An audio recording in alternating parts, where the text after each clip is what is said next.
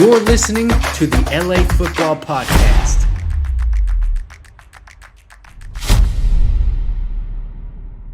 Los Angeles, what's happening? Happy Monday. Welcome to the LA Football Show, Chargers edition for you after a tough loss to the Seahawks. We'll try to bring some positivity back in your day, but obviously we got to get it all into it as it was a tough loss to the Seattle Seahawks. But this is the LA Football Show. Thanks for tuning in. I'm Ryan Dyrud, joined as always by the madman Jamal Madney. My brother, how we doing? Tough weekend for LA football, but the show goes on. The positivity train continues. How you doing? The show goes on, ride or die. It's a little bit rough with the two buys and then going 0-2.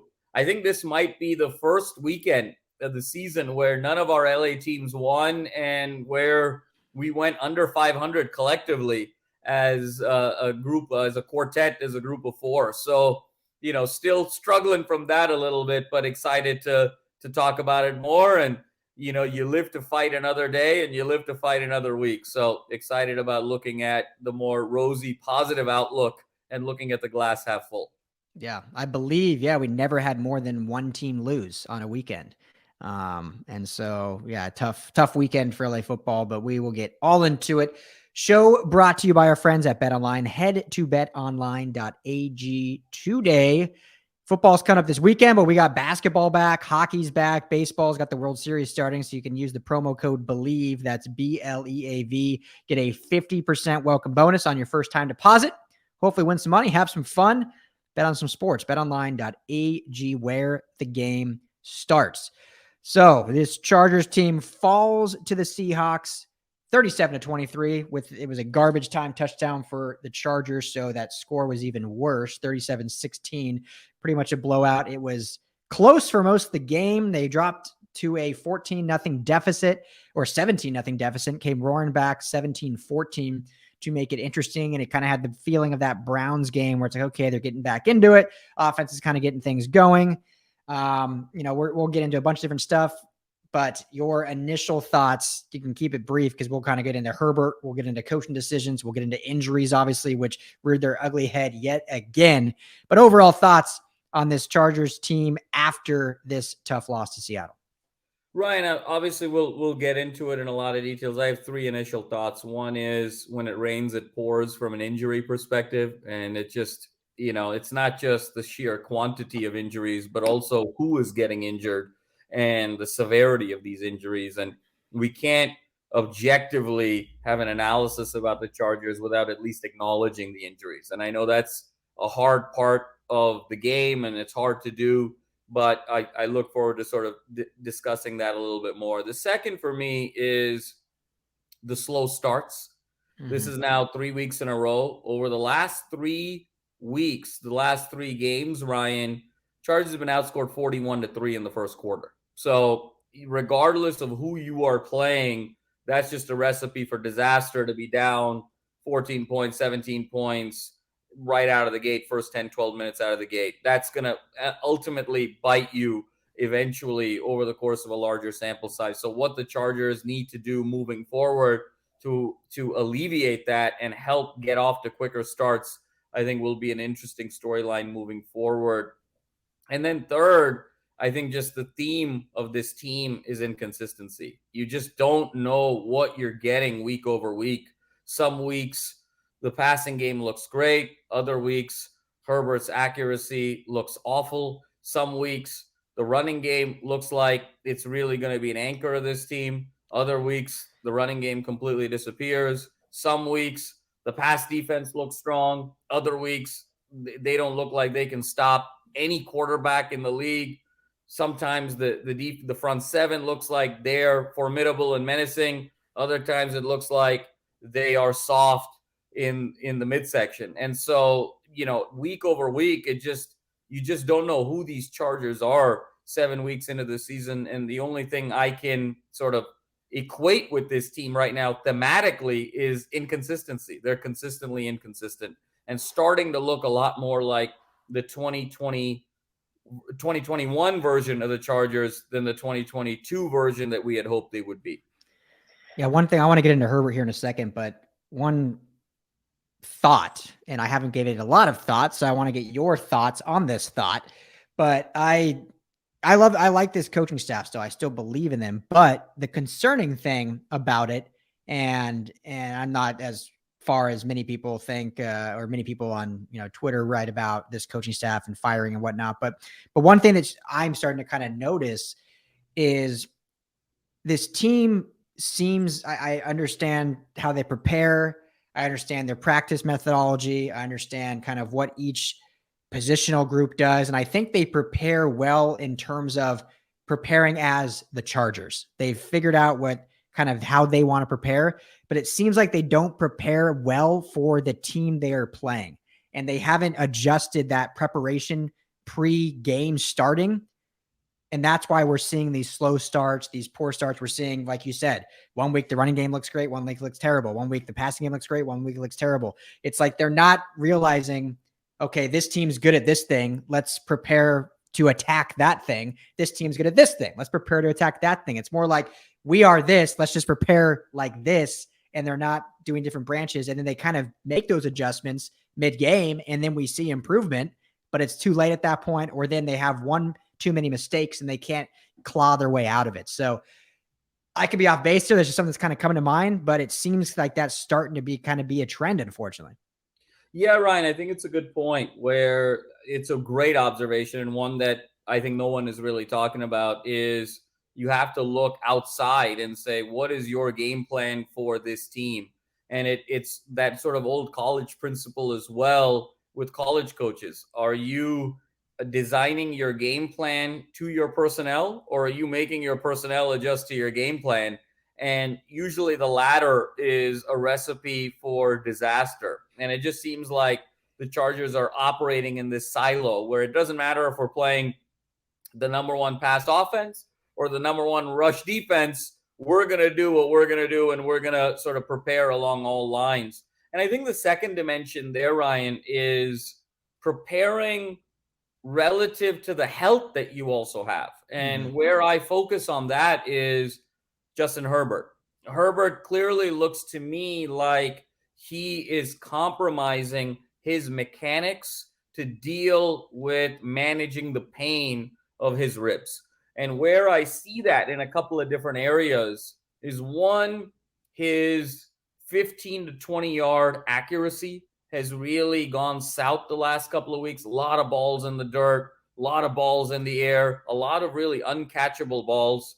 Second is, and I don't know if you've noticed this, an inordinate number of batted balls at the line of scrimmage from the defensive line. And when you sort of look at it, he's a tall kid, but his mechanics, you can tell he's kind of going three quarters. He's doing certain things where it doesn't feel like he's completely putting everything into his throws. And then I think the third piece of that also is just the excessive number of hits he's taking on some of these naked bootlegs and, some plays where he's really exposed in the pocket. So I think those are three areas where if I was the coaching staff, I would say, well, we're clearly dealing with a guy who's 70%, 75% physically, 80% pick your number. Let's try and adjust the playbook, not necessarily in terms of a variety or getting other playmakers involved, but how do we protect our franchise a little bit more? Because now, again, it's not week over week narratives, but we're seeing this now over 3 or 4 weeks on tape where these patterns are starting to emerge. It's such an interesting point to get into because, first off, and this doesn't mean he's not injured, but he actually came off the injury report this week. So that alludes you to believe that the ribs are 100% again. He's good. Now, that doesn't necessarily mean that. It could be he's saying that, or there's nothing showing any rib cartilage damage anymore, or whatever that means. Like, I'm not going to pretend to be a medical doctor or anything like that, but he wasn't on the injury report. So based on that, he should be 100%. Second point is, and this, I'm not pointing against you, but I'm just adding on to that. Second point is, after the Jacksonville game, Joe Lombardi came out and said, look, I was calling the game because I didn't want to push Herbert knowing he was injured, but we can't do that. If he's out there playing, we have to call the game like he's 100%, even if he's not. Now, I'm not saying that's right, but that's what he said. So now you look at it now and it's like, okay, do they still need to scale back a little bit? Or if Herbert is in the game with the assumption that he is not on the injury report, so he is 100% healthy, I look at it as, that's your star player that needs to make some plays. And he, the last 3 weeks, flat out has not played very well. And for some reason, and I love Justin Herbert, I think he's one of the best quarterbacks, not only in the NFL, but just one of the best quarterbacks in LA, all of that. But for some reason, this fan base never wants to put any blame, or not even the fan base, the media in general. Herbert can do no wrong. It's all the coaching staff fault. It's everyone around him, yada, yada, yada. Now, of course, there are other factors, 1,000%, the injuries, who he's throwing to. I mean, at some point in the game yesterday, he was throwing to literally all practice squad players. And so that's a definite factor as well when you don't have any star talent at the wide receiver position. But the interception into triple coverage that was, even if it wasn't triple coverage, it was 4 yards behind DeAndre Carter. He wasn't catching that ball anyway. That's a poor decision. The missed out routes to Michael Bandy, like you alluded to, the 15 to 20 yard passes that he's just not hitting that aren't necessarily easy throws, but are stuff of his talent level. If you're going to put your reliance in him, those are ones you need to make. The overall amount of check down passes. And again, maybe that's getting not the trigger happy from the early interception, but there's a lot of times where he may have had some stuff open up downfield, checks it down. They end up going 3 and out. They don't get the yardage. Everyone wants to blame Lombardi and the play calling, but if you're going to check it down every time, that's, what can you do? So there's so many things at factor and at play that's really hard to know exactly what's going on. And I'm not trying to pour it on him because I love the kid and he's got so much talent.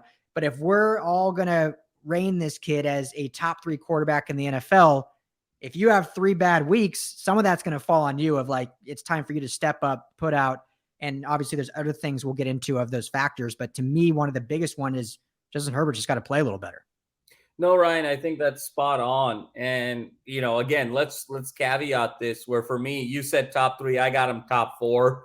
There's only 3 guys right now that I would put ahead of Justin Herbert in the NFL today. Josh Allen, Pat Mahomes, and Joe Burrow. If I had the opportunity to get those 3 guys, I would. And then it's Justin Herbert. In terms of the entire NFL, the entire world, in terms of quarterbacking a team to play professional football. So we both think the world of Justin Herbert, and that's why we believe that over the next 10, 12 years of his career with the Chargers are going to have the ability to be very special and potentially even be LA's team because of Justin Herbert. Now, having said that, that comes with certain expectations. And you alluded to a couple of plays there, Ryan. There were others where he missed Everett. He thought Everett was going out and on that in cut, and that was just a dropped interception. Chargers got bailed out on that final touchdown where there was a very questionable offsides on Nwosu of the Seahawks on that play. That was tipped and picked by Kobe Bryant. Herbert was lucky he didn't have a 4-pick game yesterday. Mm-hmm. I mean, there's just no doubt about it. And so I think he's looking very tentative. It's been sort of an excessive number of looks and throws to Everett underneath, to Eckler underneath, and so, the verticality, especially with the guy who arguably has the best arm in the NFL, it's so interesting to see a guy with that talent that maybe 1 or 2 or 3 other people have in the entire world is so hesitant to go check down. And so there's some disconnect taking place here. He's either wanting to get the ball out quickly because his ribs really hurt. He either hasn't really developed the rapport with the, sort of the musical chairs of receivers that's taking place, or he's just getting in his own head right now. And there's a little bit of a sophomore slump, a little bit of a junior slump in terms of how teams are playing him a little bit. It's probably a combination of all 3 right now. But I think this bye is a great opportunity for him to reset.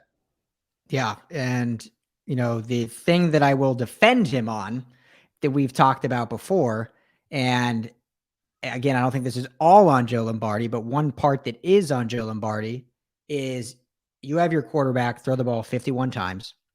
You run the ball 12 times. I don't care. I get you're down 17-0. Guess what? That was a 17-14 game. So then the running game's right back on the table. And the worst part about it, and so here I will be very critical of Joe Lombardi, is the fact that after this game, so after those 12 rushes, Seattle is still the 28th ranked rushing defense. So they were probably 30th going into this game because they only gave up 50 yards in this game rushing. And you run the ball 12 times with your running backs. Herbert had 3, so they had 15 total rushes. That is where that's a big problem. And if Herbert is not playing to his ability, which he hasn't been, you don't just throw it 20 more times hoping it gets corrected. Like, let's run the ball more. You have Austin Eckler. I know Joshua Kelly got hurt, but you have Isaiah Spiller for the first time up. He only had 1 carry, -5 yards. So that's a bummer debut for him. But you went and signed Sony Michel. So if you believe in these backs, which I think they do, I mean, I think they believe in Austin Eckler, but you got to give them some more carries than what they got.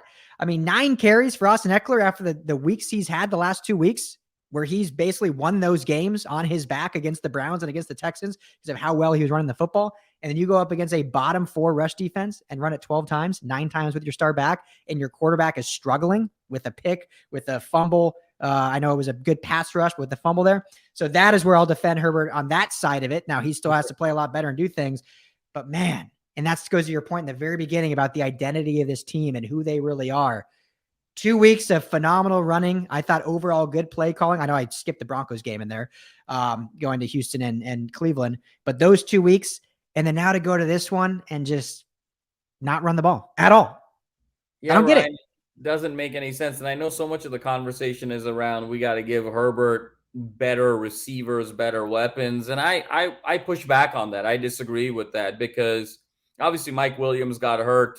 And I would, by the looks of what I saw, I'm not a doctor, but I've twisted my ankle before. I'm certainly not the athlete that Mike Williams is, never will be, never capable of that. But that looks like a 4-week injury to me. Just the way he rolled that ankle, it feels about 4 weeks. And so, but he got hurt late in that game. And so you still had Mike Williams. You still have a great weapon in Gerald Everett. You still have a couple of other players that you can get the ball to. But this is about a commitment to running the football, and you've got a great back in Eckler. You've got Sony Michel. You've got a live wire in Spiller. Why aren't you creating some more balance, especially if your quarterback, A, is in a bit of a funk, B, he is hurt a little bit, and C, you can see his confidence is eroding a bit as well, and give him some juice and some life back into his play. So that's on Joe Lombardi. There's just no doubt about it. And he needs to invoke better balance moving forward.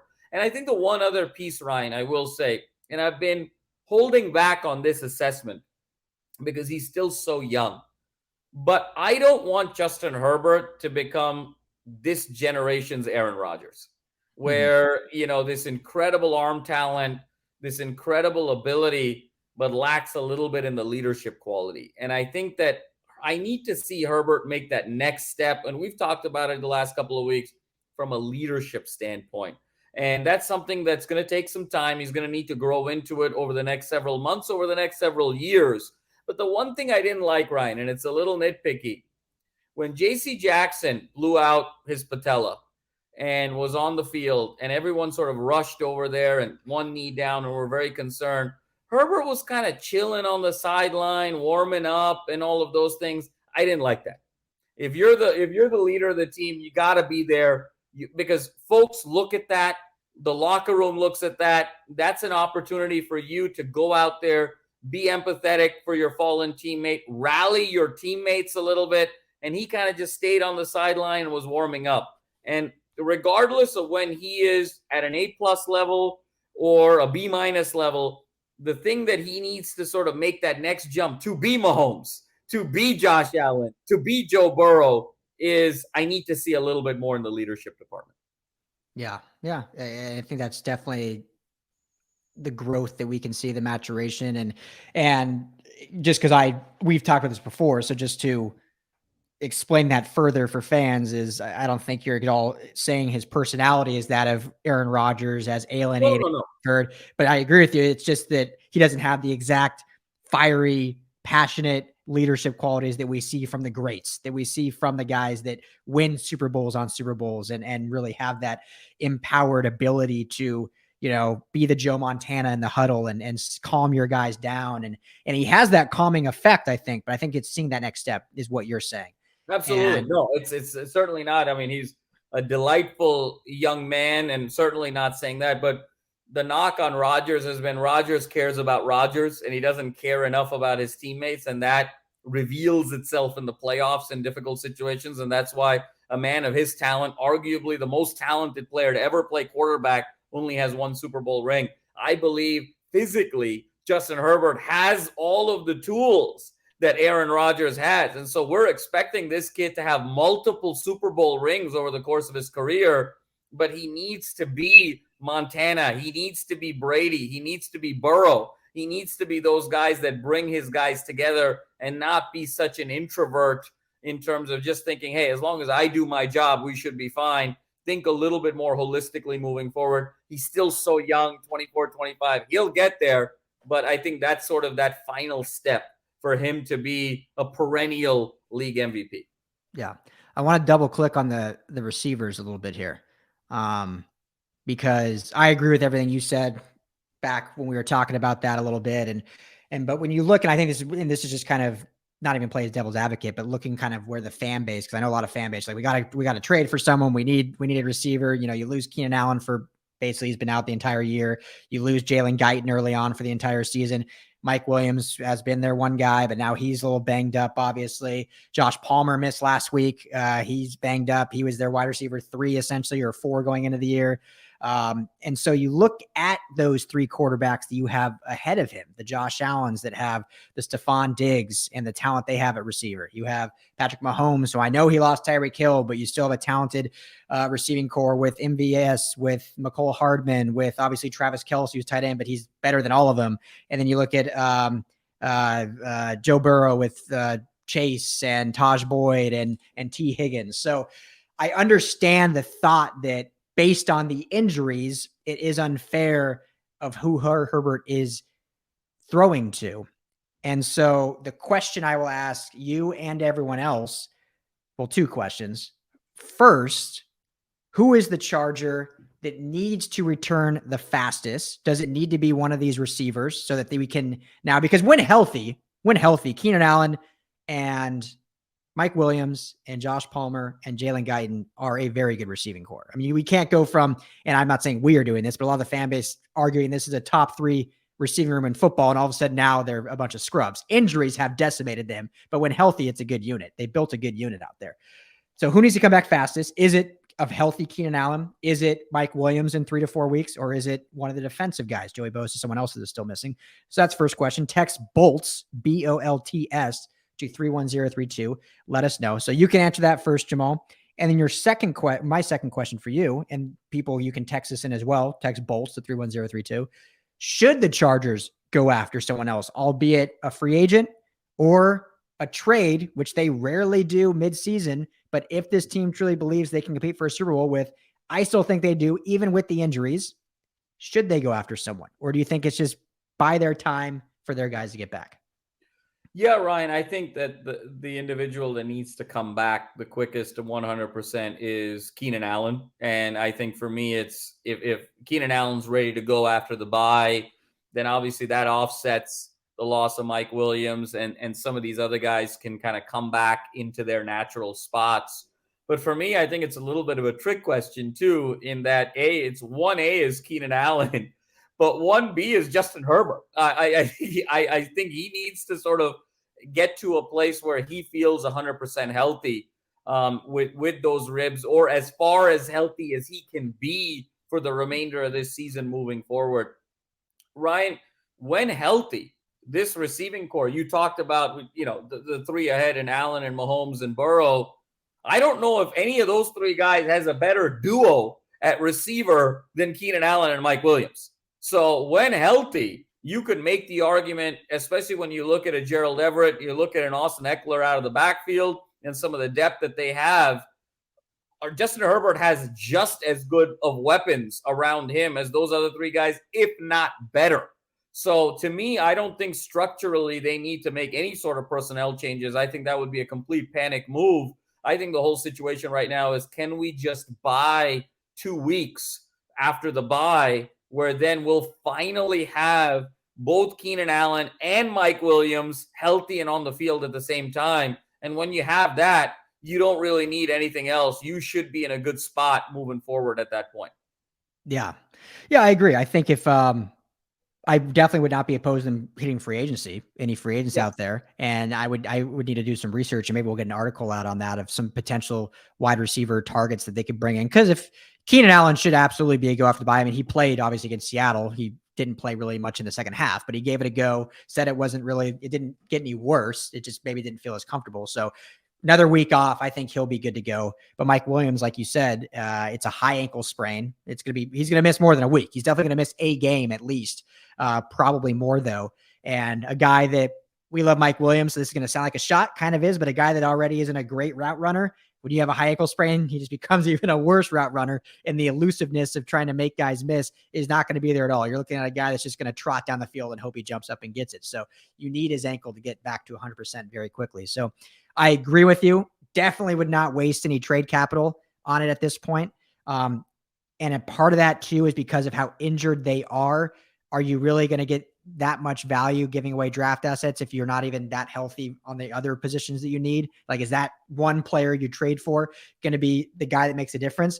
Now, what I'll say, Jamal, without getting into that list, like I said, based on this roster construction and based on a guy that lives here in Los Angeles and based on that November is a week away, this team absolutely should be calling Odell Beckham Jr. on the phone. Odell has said many times he would love to come back to the Rams. He hasn't necessarily mentioned the Chargers, but the team is in Los Angeles. His home is in Los Angeles. His kid is in Los Angeles. They play in the same stadium. The locker room would be just across the building. And he would absolutely be a fit for this team that if you get Keenan Allen back 100% and OBJ may be ready to go before Mike Williams, but let's say they both get back at the same time healthy. And now you have Keenan Allen, Mike Williams, Odell Beckham Jr., Josh Palmer can be his wide receiver 4, which is probably a better fit from him, whereas he was playing wide receiver 2 for most of these weeks. And then you have the DeAndre Carters and the others that fill in, plus obviously the Gerald Everett and the tight ends. Now there are zero excuses for not only Justin Herbert, but for Joe Lombardi and the offensive staff. Because if you have that juggernaut of talent at the skill positions and you have an offensive line that lost maybe the best left tackle in the AFC, and yet a rookie is playing at a Pro Bowl level anyway, the excuses are gone then. But I do think they just need to be making phone calls. I would love to see that. And I think it'd be a great fit that would get this team back to that premier Super Bowl contender. Oh, I completely agree, Ryan. And you're spot on. I wouldn't waste the draft capital, but I would be looking in free agency where I can upgrade, because you still need that gap period. The sad part here, Ryan, is the Chargers really kind of blew an opportunity here to create a little bit of margin for themselves. Over the course of 7 games, you could argue they've had the softest schedule in the NFL, when 5 of those 7 games have been under 500 teams, and the vast majority of those teams right now are sitting at 2-5. They've played some of the worst teams in the NFL these first 7 weeks, and here we are 4-3, where there's an argument, a play here, a play there. They might even be 3-4 or 2-5 themselves. And so that's where this microscope becomes a bigger issue. If they were sitting at 6-1, which is probably where they should be at given this schedule and given our expectations, you can survive a couple of weeks even with that receiving core. But I completely agree with you. I think there's a couple ways to mitigate your personnel at wide receiver. One is the play calling, like we talked about, to run the ball a little bit more and take some pressure off. And then the second is in looking out for personnel via free agency.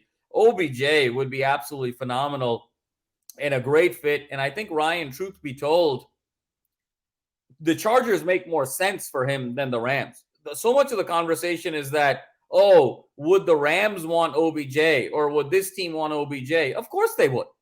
But would OBJ want to go there right now? And if you look at the Rams' playoff chances versus the Chargers' playoff chances, even the way kind of things stack up, OBJ is not just going to come back in the middle to end of November to play 5 games and then go in the offseason again. He wants sort of some assurances that this is going to be a contending team that's going to play multiple games in the playoffs. And that's why the Chiefs come to mind. That's why the Bills come to mind. And that's why the Chargers should come to mind, because he can be that missing piece to really get the Chargers right back there. Of the way we think about the Chiefs and the way we think about the Bills at the start of the season, we thought about the Chargers that same way. We don't think about them now after seeing a sample set of 7 games. OBJ can get them there for sure. Yeah, absolutely. So it'll be interesting to see if they haven't already. I haven't seen any reports, and again, a lot of the reports anyway of where he's had conversations are a lot of speculation. I know that the Rams have chatted a little bit with him, but it would definitely be a fit and would be a lot of fun, and I think is something that not only Chargers fans want, but it makes a lot of sense, like you said. So we'll see what happens with that, and obviously keep everyone posted. And I know keeping him in LA for us would be great, whether it's Rams or the Chargers. And but I think there's a definite possibility there. But like you said, got to get the running game going. Even with OBJ, if you're throwing the ball 51 times, you're still not winning football games. So I don't care what anyone thinks out there. You have to be able to run the ball, or at least commit to running the ball. 12 times is not going to cut it. Last question from me, and then if you have any others, and this isn't necessarily even Chargers related, but is this Seahawks team actually a good football team? Like, I can't peg this Seahawks team either, because they have some good wins, they have some bad losses, but they're sitting at 4-3. They have a great running game with Kenneth Walker now, rookie out of Michigan State. Geno Smith is playing really well. I mean, Geno Smith right now is a Pro Bowler in the NFC. That's how bad the NFC quarterback play is, but also how well he has played. So is this Seahawks team like a good football team? Like, this is still a bad loss for the Chargers. Absolutely. I'm not getting away from that, but maybe the Seahawks are actually pretty decent. Ryan, who would have thought? This is why the NFL is so special, because it's so predictably unpredictable. Who would have thought at the start of the season that we would legitimately be saying, 7 games in, 8 weeks in, that Geno Smith is the best quarterback in the NFC West? I mean, who would have thought that at the start of the year, and looking at them as a legitimate, him as a legitimate Pro Bowl team, and them as a legitimate, division champion after getting rid of Russ and looked like they were in full on rebuild mode. The things I like about the Seahawks, Ryan, is Kenneth Walker is special. And we did a lot on Kenneth Walker on this network, and Draft is in session, and he is as good, if not better, than what we thought and what was advertised. His balance is special. His acceleration is special. His feel and vision for finding the right holes is absolutely special. They have a winner there, and the ability to run the ball is phenomenal. And they have a great defensive line, and they have sort of some nastiness to their front seven, and those two things are going to keep you in the vast majority of games. And I think Geno Smith, as long as he stays within himself, there was a great shot, yesterday, Ryan, of Geno Smith getting into it with the officials a little bit on a questionable call there in the third quarter. And Pete Carroll turns to him and says, Geno, and then he just kind of does this and says, just stay calm and be centered. And you saw Geno make a couple great dimes after that and led the Seahawks to a field goal drive there. So I think if Geno Smith stays within himself, you look at the state of the NFC West right now, the Seahawks are going to be there at the end potentially with an opportunity to steal a playoff spot. So we talked a little bit about when the Chargers lost to the Jaguars. The Jaguars could be a good football team. They've kind of gone south since that game. But I think the Chargers, the Seahawks, I think are here to stay for the next couple of weeks until the Rams and the Niners can figure it out, if they can figure it out. So I think when we look back on this, it's not going to be as bad a loss as we think. Still should have won the game, but it's not as catastrophic as we think. Yeah, it's they're sitting first. It's one of those, and fans are going to be fans, as they should. It's supposed to be fun, but I remember that week 1 game when the Seahawks beat the Broncos by 2, and obviously the Broncos look terrible, so I'm not saying that, but everyone was like, wow, what a horrible loss to this rebuilding Seahawks team. And now 6 weeks later, we're like, the Seahawks team might actually be pretty damn good. Like they look pretty special. And I think, again, this isn't to talk about the Seahawks, but the last thing I'll say is this team with, Brian Schneider's the GM, right? Am I saying that? Yeah. And Pete Carroll and whatnot has not drafted very well when Russell Wilson was there. They had really poor drafts for whatever reason. And Schneider was always seen as this really good GM. And in reality, he got lucky with Russell Wilson, and then they kind of swung and missed on a lot. They had the Legion of Boom, and after that hadn't done a ton in the draft. But this draft class so far have knocked it out of the park. I remember when they took Kenneth Walker, we were doing our live show in Vegas, and I hated the pick because at the time they still had Chris Carson They had Rashad Penny, and I loved Kenneth Walker, but I was like, man, as a fit, that's just a terrible fit because now you're RB3 going into it. Well, now guess what? Chris Carson retires. Rashad Penny gets hurt, which is a bummer because he was having a good season. And, Kenneth Walker looks as good as we all thought he would be. They get Cross in the first round. He's been great in the offensive line. They draft Kobe Bryant out of Cincinnati. He's looked fantastic in the secondary. So they drafted well. They committed to their personnel. And obviously, Pete Carroll's a very good coach. So they've done some good things. And still a bad loss because of how the Chargers lost. But I think definitely they're, at this point, the Seahawks are a pretty good football team, it seems. No doubt, Ryan. And they're getting compared to that 2012 draft class that they had that included Russ and some of the great defensive players that was part of the LOB era. And I think this is an opportunity for Schneider to sort of resurrect his reputation as an evaluator of talent. But I agree with you.